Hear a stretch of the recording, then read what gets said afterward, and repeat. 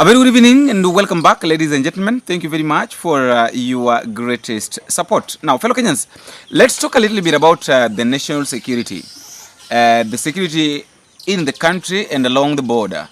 That is the border of Somalia and Kenya. Of course, we know very well that William Samoei, the President of the Republic of Kenya, that is Dr. William Samoei Ruto, decided to open the borders by saying that there will be no vetting of IDs. There will be no vetting of those who will be coming in from Somalia to Kenya.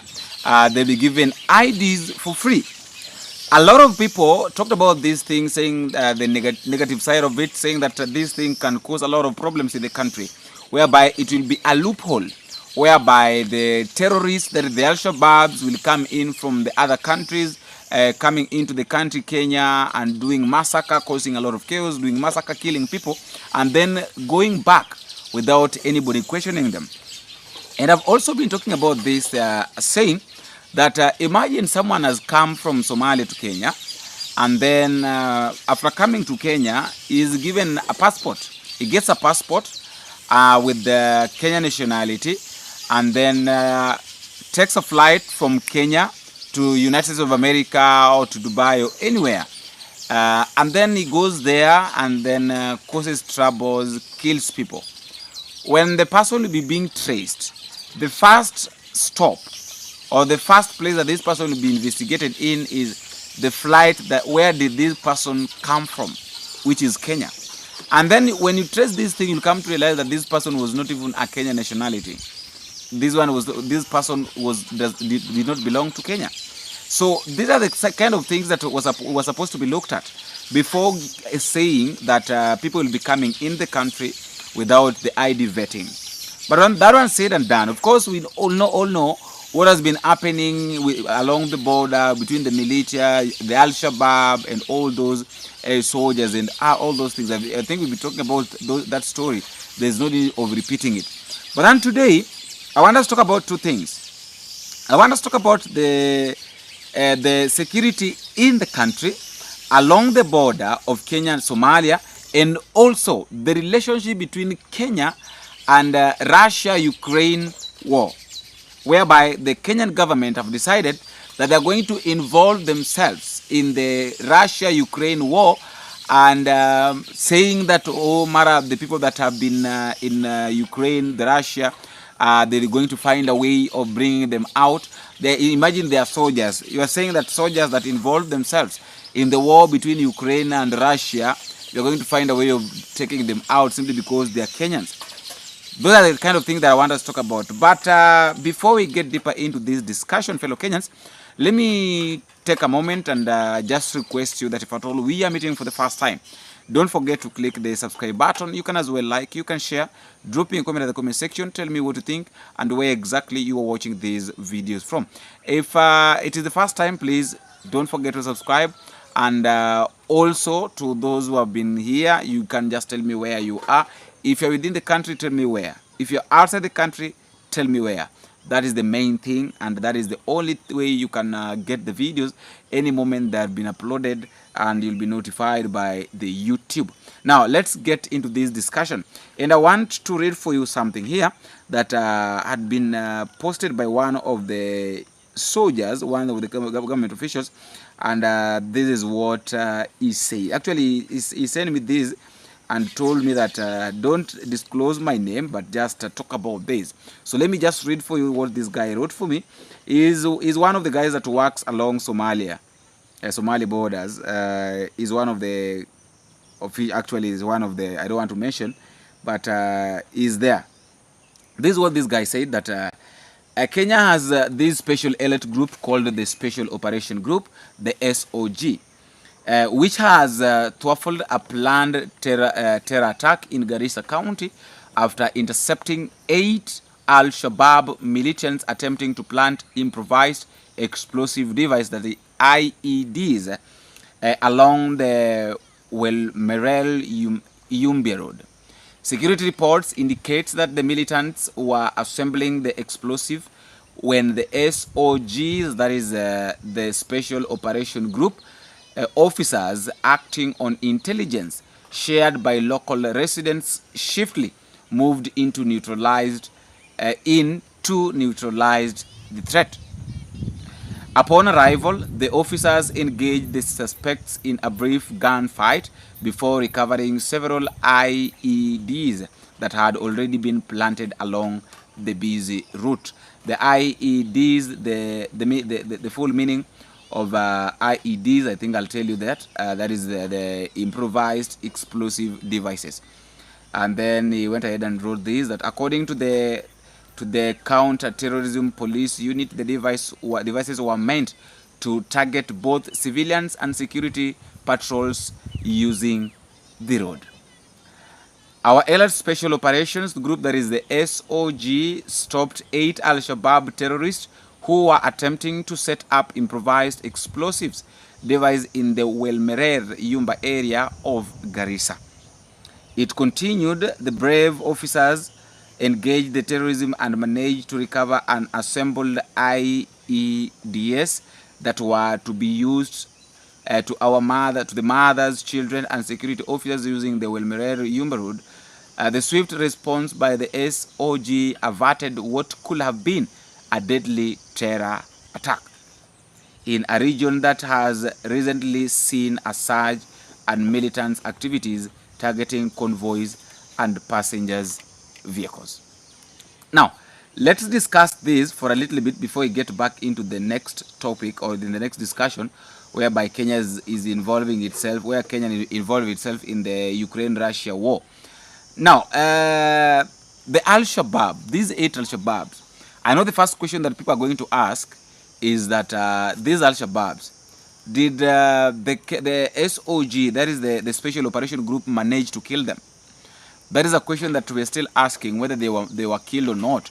And if they were killed, what exactly were recovered from them? Because 8 of them must have had a link, or must have had somebody maybe in that is giving them information. That is why I said that it was very dangerous. It has been very dangerous, and it will be very dangerous after this issue of the free IDs without vetting. Because you don't know who you are going to give IDs, you don't know where they're coming from, you don't know their character, you don't know what they're capable of doing. And majority of them are Somalis. Of course, we know very well what Somalis are capable of doing. That is where the Al-Shabaab is coming from. That is where we have got the territory. That is where we have got the militia. And these militia, their target is only to kill. You know, they believe, what these guys normally believe in, is that when you kill, you go to heaven direct. So I don't know how killing an innocent people, I don't know how killing innocent people benefits you, and I don't know how that one works, but maybe one day, one time they'll come to explain to us how their belief works, because they believe so much in killing, and after killing you go to heaven direct. That is how they believe. But why would you just decide to attack a country? Why would you just decide to launch an attack on a certain country simply because you believe in your own beliefs? You have your own beliefs that after killing, 1 or 2 things are going to happen. And in as much as we are blaming them, we also have to blame the Kenyan government, because all these things that are happening have been caused by the Kenyan government. Because the Kenyan government is the one that is saying that let us give them IDs, they then just come to the country. You know, in as much as maybe the Kenyan government is working on how they can get more votes during the 2027 general election, I don't think this is the right way. There is another way that maybe if they want to use, they can use. But you know, doing such kind of thing is putting Kenyans citizens in a lot of danger, in a lot of problems, because when these people will be launching an attack, and they will not care who you are, where you're coming from. Another thing is this. Suppose now you fail as a government to get into power the second term, like the way they're working on how William Ruto can be the president in 2027 again. You know, you had Junet Mohammed saying that, oh, the Somalis is the largest group right now, so that the people that are going to determine who is becoming the next president. You've had even the way Aden Duale has been speaking. All those guys, you've had them, the way they've been speaking. So it shows that maybe they have got their own target, they have got their own agenda. But what if that agenda fails? That is the question. What if that agenda fails? You know, the moment these people are in this country, you can't send them away. There is no way you'll tell them that now, simply because now that I was bringing you to the country to vote for me and have failed, so go back to your own country. It's very difficult. It's very difficult. And putting people who are living along the border under pressure or under this critical condition or circumstance, I don't think if it's something very nice. And the government is supposed to really consider. I do say that the government should always try as much as they can, or as much as it can, to consider the decision that they are making.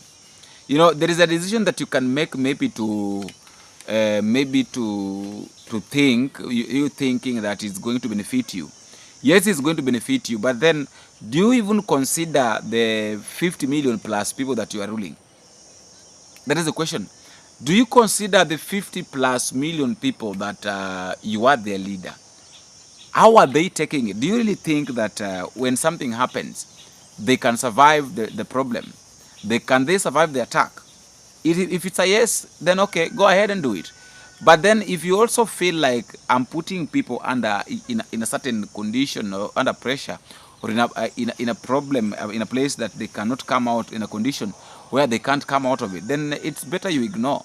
There's some of the things that it's better you just ignore them instead of insisting on why you want to do them, how you want to do them, and who you are to do them for.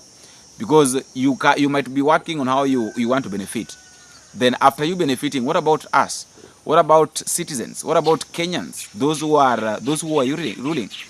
Are they really in good terms, or are they going to be safe? Are they on the safer side with the decisions that you are making? That is the question. Are they on the safer side with the question?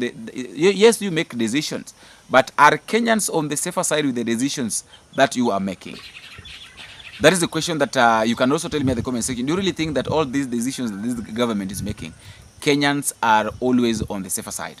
The second story is the story of Kenya involving itself in the Ukraine-Russia war, and this is what Musalia Mudavadi is saying, that the Kenyan government has reached a breakthrough agreement with Russia Federation for the immediate release of Kenyans being held in military camps across Russia without their consent. In a statement, Prime Cabinet Secretary Musalia Mudavadi said the decision followed months of sustained diplomatic efforts between Nairobi and Moscow amid reports that several Kenyans had been caught up in Russia-Ukraine conflict. Mudavadi confirmed that both governments agreed that all those detained against their will be handed over to the Kenyan mission in Moscow to ensure their safe return home. Both Kenya and Russian government have agreed that individuals held without consent will be released to our mission in Moscow with immediate effect. I have several questions to ask on this. The first question that I would like to ask is this. You know, I've never understood the exact work of Musalia Mudavadi. Since Musalia Mudavadi became the Prime Cabinet Secretary, I've never understood exactly, because I've never seen what he has done. I don't know why. That is why I've been asking myself a lot of questions, that what is his work? Because, okay, let us talk about this. So it means that these people were arrested, or the military these people were held in military camps without their consent. So if I go somewhere and perhaps maybe I resist being captured, and then they capture me and then take me in after I've resisted, it will be said that I was arrested without my consent, right? Because, fellow Kenyans, just tell me this thing, or am I the person that is not getting it right, or what? So Musalia Mudavadi is telling us that these people were arrested, were taken captive without their consent. What if it's without their consent, then what were they doing there? Because personally, what I think is this: I think that no one is just caught up in a war zone without experience of the war or something of that kind. One thing I believe is that it's either they were caught because they joined the missionaries for a well-paying job. In fact, those people are not just Kenyans, but different countries fighting on both sides that have been contracted to get better experience. That is what I think. These people have been caught there to get better experience. After getting the experience, they come back now, they come out and start training people. And that is where now we are getting this issue of militia, the formation of the militant and the militias, because these guys already have got experience. You can't tell me that a normal person, a civilian, would find himself in a condition or in a war zone whereby the Al-Shabaab are fighting with the Kenya Defense Force, and then it said that oh, they found themselves there. It was out of their they didn't know that they were caught there. Those are lies. Exactly, those are really lies. So let me ask you these three questions. Question number one: is it really true that some people can just accept to be detained without their consent? That is question number one. Do you really think that somebody can just accept to be detained without his consent? According to Musalim Revadi, is saying that these people were arrested without their consent. Number two, these people are talking about the Kenya-Russia-Ukraine war, you know, the negotiation and all that. Have they considered, or have they forgotten that we have got two Kenyan guys who just disappeared upper Uganda? Talking about Bob Jagi together with his friend. They are nowhere to be seen. They were nowhere to be found. Families are still looking for them up to now. We don't know whether they'll be detained. We don't know whether they were killed. We don't know. Now, these guys are talking about going to Russia simply because they've reached their negotiation. I don't know which kind of negotiation is that, and I don't know how they reached that level of negotiation, but time will tell. The third question that I would like to ask is, so why can't these people be given jobs? Because you've heard William Ruto talking about jobs overseas over and over again. And already these people are overseas. They're in Moscow. Why can't William Ruto just decide that, okay, being that right now you are in Moscow, there are jobs there. Just find a way of doing those jobs. Don't come back to the country. Because according to Musalim Revadi's statement, it's they want to work on how these people can come back. Why are they coming back? Why? If they decided to join the force, if they decided to join the Russia or the Ukraine soldiers, why bring them back? Why can't you just, and maybe you've decided to take them out of that war, why can't you create job opportunities for them? Because you are the people who normally say, who used to say that there are millions and millions of job opportunities outside the country. So if they are there, why can't you just decide to find a way of linking them with those jobs? The last thing is this. You know, the problem is that some of these Kenyans are voluntarily expecting something in return after being lied to by the government. Let me say this. You know, the government have been lying to us so many times. Many a times. So perhaps maybe what happened was that these people decided, okay, let us volunteer. And then after volunteering, maybe hapo mbele kutakuwa na kitu ambacho pengine wataamua kutufanyia. So they volunteered to join the military, the Russia war, maybe the Ukraine war, maybe expecting something in return, or maybe expecting support. But then they came to realize that things are not the same way. I've told you that people are very desperate. And you know, there is nothing as dangerous as living with people who are desperate. Desperate people can decide to do things that are unimaginable. Mtu ambaye ako desperate can do anything to survive, as long as it's something that he or she knows very well that can sustain him or her. He or she will do it. So we can't question why these people joined the Ukraine military. And you know, let me ask this: how comes Kenyans decided to involve themselves in these wars? Why can't the Russians and the Ukraine just fight their own war and finish? Why? Prime Cabinet Secretary Musalia Mudavadi, what is your stand? What is your take on this? Can you just stop this issue of telling us that, oh, maybe you've talked. For how long will you keep on talking and people are suffering? For how long will you keep on lying to Kenyans? Yet Kenyans have been dying outside the country. Kenyans are dying everywhere. Wherever Kenyans go, they die. Wherever they go, they suffer. Simply because you don't have a voice. You can't represent. If you can't represent people very well the way it's expected, then the best thing to do, the honorable thing to do, is to leave, to quit, and allow people who can work, who can do what is needed, do their job. You know, after all, guys, that is just my thought, and that is all I have for now. Let me also know what you think in the comment section. But don't forget to drop me a comment telling me where exactly you're watching this video from, and please don't forget to subscribe. Until we meet again, I have been your host, Boniface Awino. Bingo.